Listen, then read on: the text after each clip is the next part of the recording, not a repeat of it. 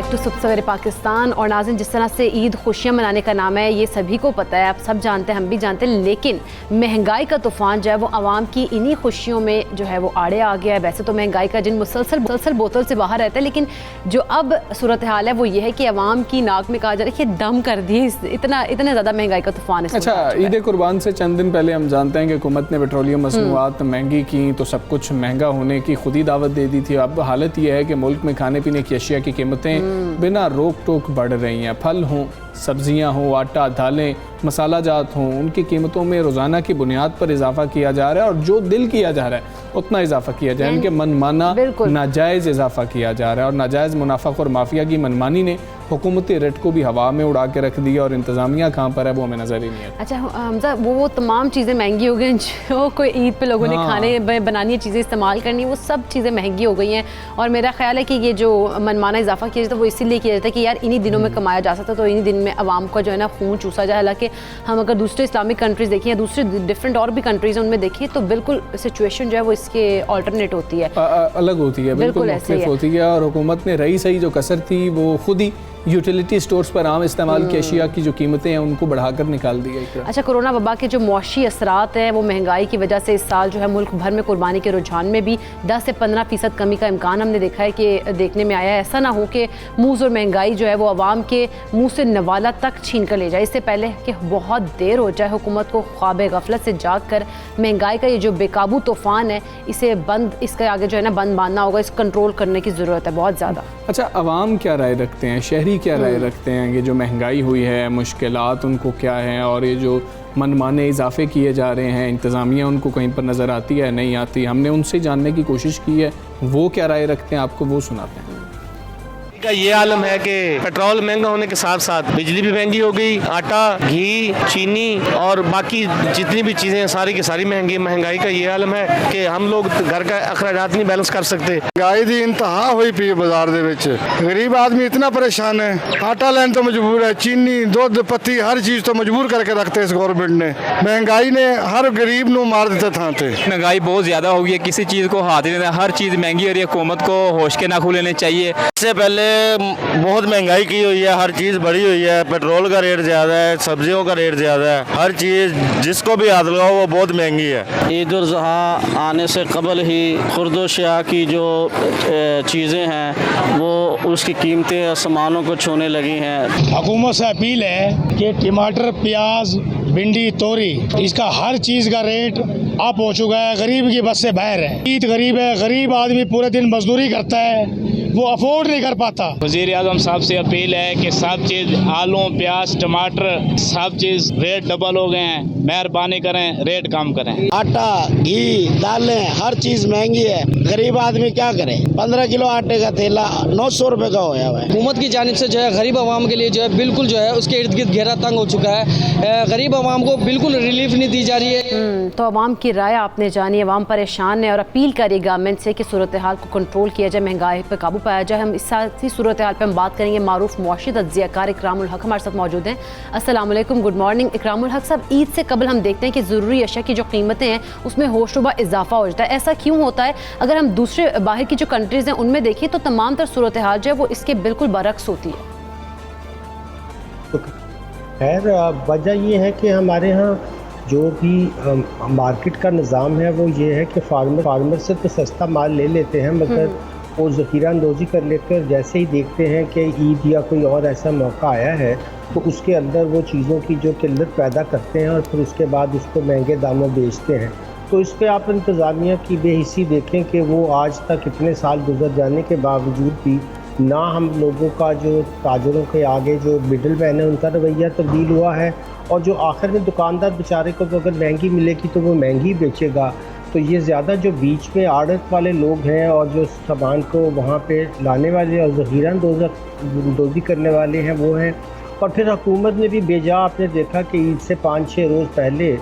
Utility store पर जहाँ के आम तौर पे जो है चीज़ें सब्सिडाइज मिलती हैं वहाँ भी उन्होंने 19 से लेकर 54% तक का इजाफा कर दिया। तो रियासत भी जो है वो मुसलसल तेल की कीमतों में इजाफा कर रही है, मुसलसल बिजली की कीमतों में इजाफा कर रही है, जिससे हर चीज़ इसलिए भी महंगी हो जाती है कि ट्रांसपोर्टेशन तो हर जगह इन्वॉल्व होती है। तो वो अभी आप जैसे शुरू में दिखा भी रहे थे कि बसों वाले जी, जो जी। बाहर लोग ईद पे जा, तो वो फिर जाहिर है कि किराए, हमारे यहाँ कोई रेगुलेटर तो है नहीं, तो वो फिर जिसका जो दिल करता है वो चाहे उसका कीमत से बराह रास्त बहुत तल्लक हो या कम तल्लक हो, वो मनमानी करता है और लोगों की मजबूरियों का नाजायज़ फ़ायदा उठाते हैं। ये हमारा एक बदकिस्मती से कौमी रवैया है और इस पे बहुत ही शर्मनाक भी है, क्योंकि एक इस्लामी जमहूरिया के अंदर जहाँ पे पूरा तोलो और जो है वो गैर मुनाफा जो है वो मुनासिब लो जैसे हमारे हदायत तो मौजूद है, मगर इस पर कभी अमल नहीं हुआ। बिल्कुल जी ठीक है डॉक्टर साहब, ये भी बताइएगा कि देखें आमतौर पर हम ये देखते हैं कि ठीक है अब एक बहाना मिल गया कि जी के पेट्रोलियम मसनूआत देखें ना कि हुकूमत की जानिब से बढ़ा दी गई थी, ये तो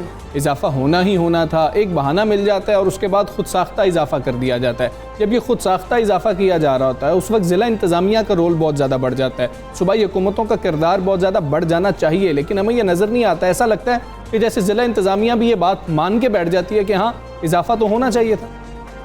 कि बिल्कुल दुरुस्त फरमाया आपने। दरअसल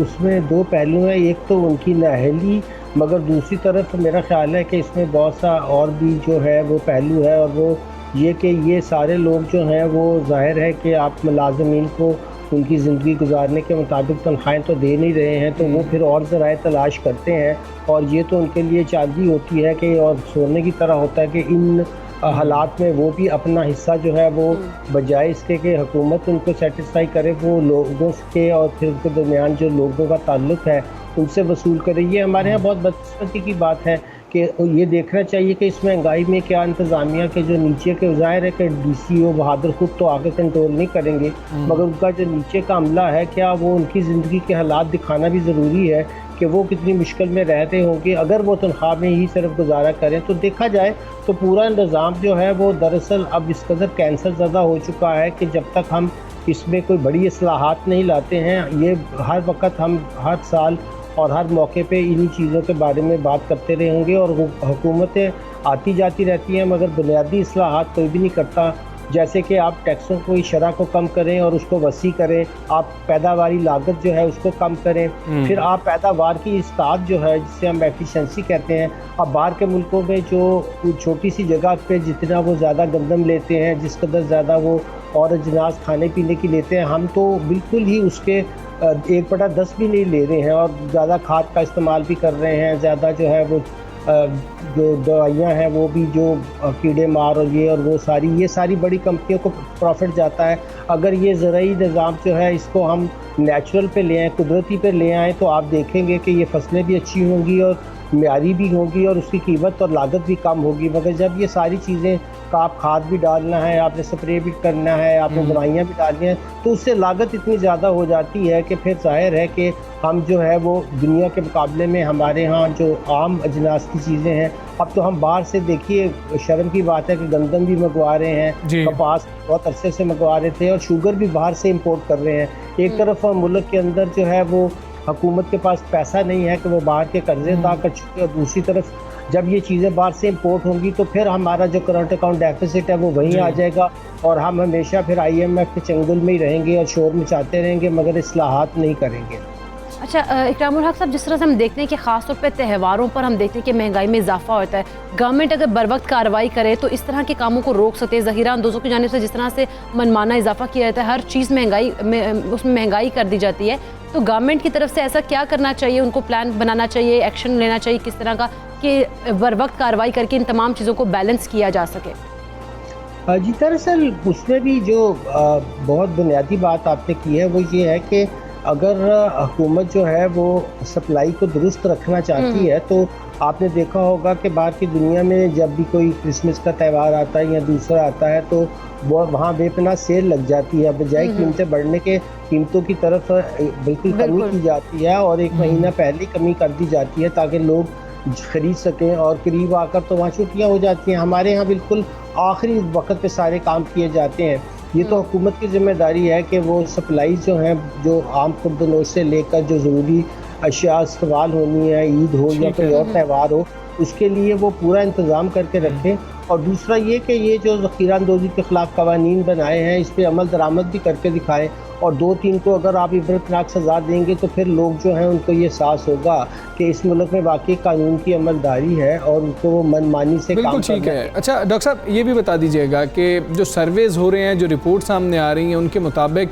इस साल 10 से 15% लोग कम कुर्बानी कर रहे हैं। मतलब कि या तो लोग बेरोज़गार हुए हैं या फिर वो साहिब इस्तात ही नहीं रहे कि वो कुर्बानी कर सकें, और इस पे बड़ा फैक्टर जो है वो कोरोना वबा को समझा जा रहा है। अब हुकूमत के लिए कितने चैलेंजेस हैं कि लोगों बड़ी तादाद में लोग बेरोज़गार हुए हैं, हमें कितना वक्त लग जाएगा वापस उस जगह में जाने पे जहाँ पर हम मौजूद थे। हुकूमत को अब क्या करना होगा, क्या पॉलिसीज़ लानी होंगी कि लोगों की ज़िंदगी थोड़ी सी आसान हो सके?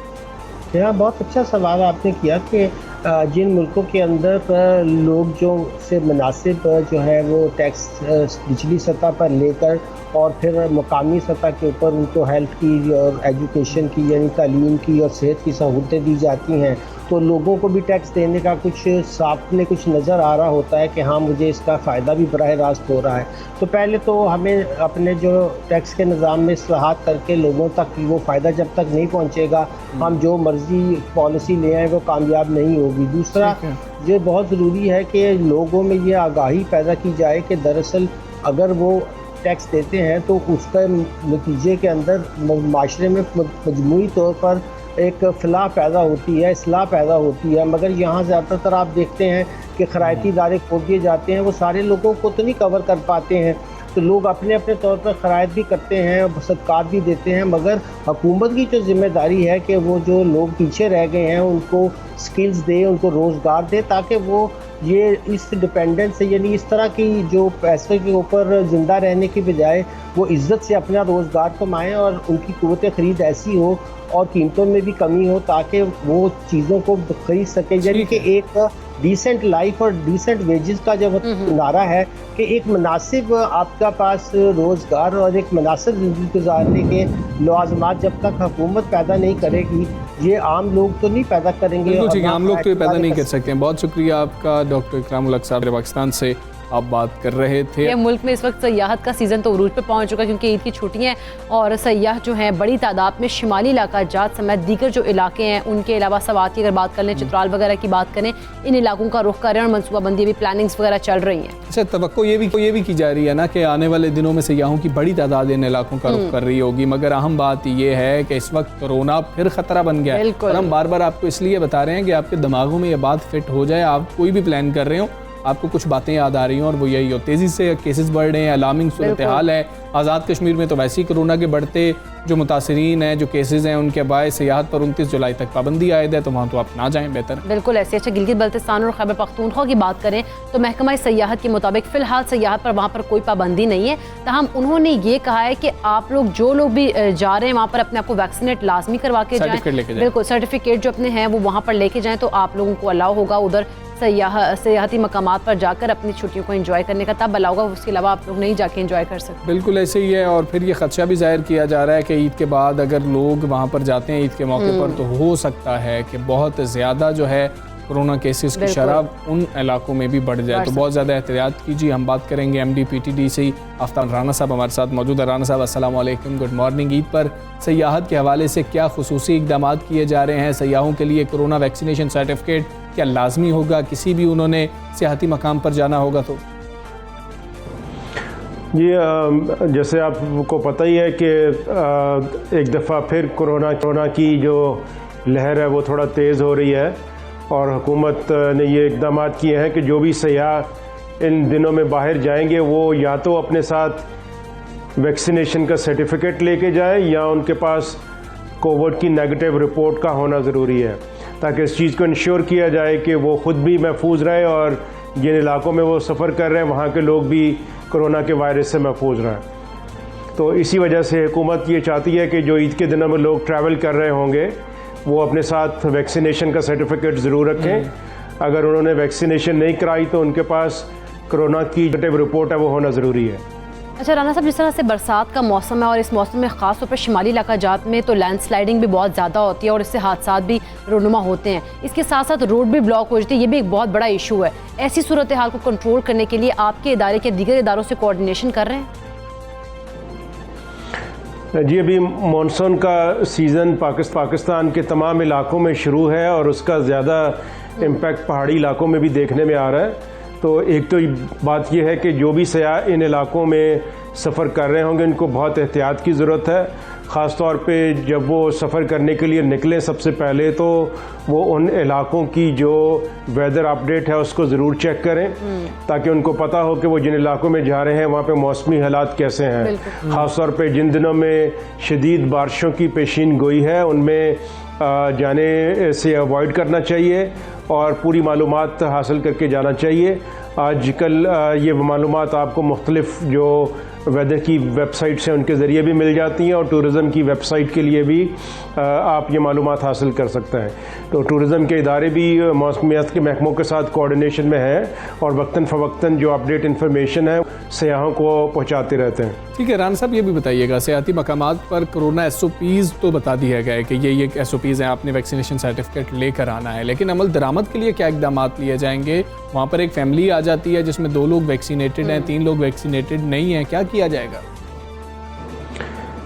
ये जितने भी ये सियाहती मकामात हैं ख़ास तौर पे पहाड़ी इलाकों में जहाँ पे गर्मियों में सयाह जाते हैं वहाँ पे बहुत ही स्ट्रिक्ट गाइडलाइन होटल्स को दी गई हैं कि वो अपने होटलों में जो हिफाजती इक़दाम हैं कोरोना के उनको इंश्योर करें, जैसा कि होटल की एंट्री के ऊपर हैंड सैनिटाइज़र का करना, मास्क पहन के होटल में काम करने वाले तमाम लोगों के लिए ये पाबंदी है कि वो हर वक्त मास्क पहन के रखें और सयाहों के लिए भी ये पाबंदी है कि वो जब भी सयाहों के लिए घूमने फिरने के लिए जाएं तो उन्होंने मास्क पहना हुआ होना चाहिए। इसी के साथ वहाँ पे जो ट्रैवल ट्रांसपोर्ट प्रोवाइड करने वाली कंपनियां हैं या टूर गाइड हैं उनको भी ये स्ट्रिक्ट हदायत की गई हैं कि वो हर वक्त मास्क पहने रखेंगे और अपनी गाड़ी में हैंड सैनिटाइज़र भी ज़रूर रखेंगे और जो भी सयाह उनके साथ ट्रैवल करते हैं उनको कोरोना के SOPs के बारे में बताएंगे। वहाँ की जो ज़िली इंतज़ामिया है वो भी इस बारे में इक़दाम कर रही है और वक्तन फ़वक्तन मुख्तलिफ होटल्स को भी चेक किया जाता है ताकि वो के जो SOPs हैं उनको स्ट्रिक्टली फॉलो कर रहे हैं। क्या एक्सपेक्टेशंस हैं ईद के मौके पर, कितना रश देख सकते हैं सयाहों का इन सियाहती मकामात पर? और दूसरा ये भी बता दीजिएगा क्योंकि बरसात का मौसम है तो सयाह जब आ रहे हो तो कौन कौन सी ऐसी चीज़ें जिनको मलहूज़े खातिर उन्हें रखना होगा? देखिए, ईद के मौका पे क्योंकि छुट्टियां ज़्यादा होती हैं तो यकीनन सयाह बड़ी तादाद में घरों से निकलते हैं। तो तवक्को तो यही है कि जो लोग खैबर पख्तूनख्वा के इलाके, मरी और गलियात के इलाके और गिलगित बल्तिस्तान के इलाकों में बड़ी तादाद में जाएंगे, लेकिन साथ ही साथ इस चीज़ को बहुत ख्याल रखना चाहिए कि कोविड के ख़तरात भी हैं। लोग बहुत एहतियात करें सफ़र के दौरान, ख़ास तौर पे वो ज़रूर अपने साथ मास्क रखें और हर हालत में मास्क पहन के रखें और हैंड सैनिटाइज़र का इस्तेमाल वक्फे से करें और उन होटल्स में ठहरें जहाँ पे कोरोना के SOPs को स्ट्रिक्टली फॉलो किया जा रहा है। साथ ही साथ उनको ये भी देखना होगा कि जो मौसमी हालात हैं, इन दिनों में बारिशें भी हो रही हैं, तो मौसम के बारे में पूरी आगाही लेके वो घर से निकलें ताकि उनको पता चले कि कौन से इलाके हैं जो सफ़र के लिए महफूज हैं और उन इलाकों में वो सफ़र करें जहाँ पे टेलीविज़न के ज़रिए या महकमा मौसमियात की वेबसाइट के ज़रिए अपडेट्स मिलती हैं और पता लग कुछ ख़तरात हैं, उन इलाकों में जाने से गुरेज करना चाहिए। अच्छा, बहुत शुक्रिया आफ्ताबुर रहमान, आप सुबह सवेरे पाकिस्तान का हिस्सा बने। उन्होंने भी यही कहा है कि SOPs का ख्याल रखना है। आप लोगों ने इन सियाहती मकामात पर जब जाना है तो इन चीज़ों का बहुत ज़्यादा खास ख्याल। हम यहाँ पे ब्रेक लेंगे, ब्रेक के बाद वापस आते हैं।